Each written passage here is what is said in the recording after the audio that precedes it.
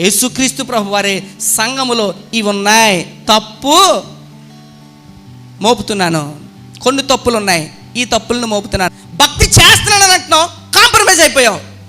పర్లేదులే, పోనీ ఎవరు చూసారులే, ఎందుకులే, పోయిందిలే, పోనీలే అనే టైప్లో కాంప్రమైజ్ అయిపోయావు. నీ నిలకడత్వాన్ని నువ్వు పోగొట్టుకుంటున్నావు, కాంప్రమైజ్ అయిపోతున్నావు. కొన్ని తప్పులు నీ మీద మోపవలసి వస్తుందని అని అన్నప్పుడు నువ్వు దేనికి నువ్వు కాంప్రమైజ్ అయిపోయావు? అక్కడ సాతాను గాని యొక్క ఆధీనంలో అక్కడ ఉన్నా సరే, ముందు వారి విశ్వాసం నిలబడిందని చెప్పాడు. తర్వాత ఏం చెప్తాడు? కొన్ని తప్పులు ఉన్నాయి. ఏమైపోతున్నావు? నువ్వు లోబడిపోతున్నావు.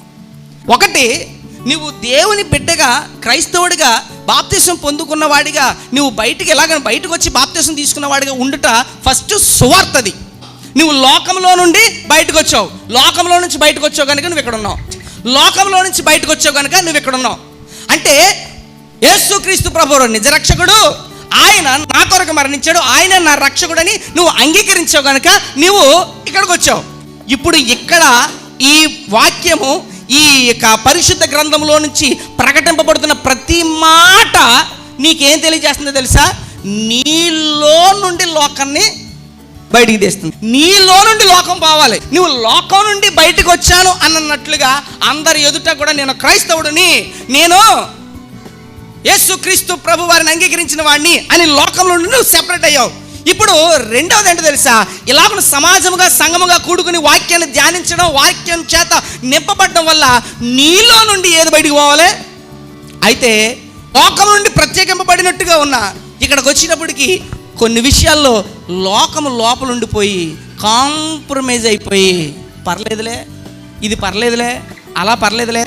కొంతమంది బోధ ఎలా ఉన్నది చెప్పనా? ఆయనను ఆరాధించేవారు ఆత్మతో సత్యముతో ఆరాధింపాలి. ఇది ఆత్మకు సంబంధించింది కదా, శరీరానికి సంబంధించింది కాదు కదా. శరీరంతో ఏదైనా చేసేయచ్చు, దాని తప్పే ఉంది. ఒకరు కాదు, రెండు కాదు, మూడు కాదు, నాలుగు కాదు, మన ఇష్టం. శరీరం ఇది, మనం ఏదైనా శరీరం. ఆత్మ అయితే మాత్రం ఆయనే చూస్తుంది కదా, ఆయనే ఆడుతున్నాడు. మనిషి మంచోడేనండి, కానీ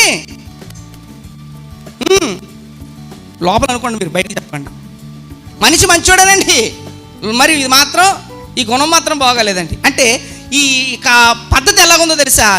లోపల నుంచి ఏం పోవట్లేదు, లోకం పోవట్లేదు. ఈ లోపల నుండి లోకం బయటికి పోవట్లేదు. అది పోకపోవడం చేతే, లోకము లోపలే ఉండడం చేత లోపలికి ఆయన రావడానికి అవకాశం లేదు. ఆయన నీలోనికి రావడానికి అవకాశం లేకపోవడం కారణం ఏంటంటే, లోకం ఎక్కడుంది? లోక ఆశలు కానీ, లోక సంబంధమైనవి కానీ నీలోంచి పోతలేదు. ఉన్నాయి, ఇంకా అలాగా ఇంకా ఉన్నాయి.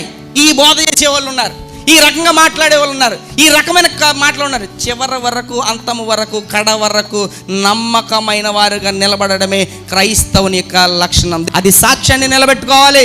మన బ్రతుకుని దేవుని ఎదుట క్రమముగా నిలబడినట్లుగా మనంతటా మనము కాచుకోవాలి. మన యొక్క ఆత్మ చల్లారిపోకుండా నిలబడినట్లుగా, పోరాడే వారంగా నిలబడినట్టుగా కాచుకోవాలి.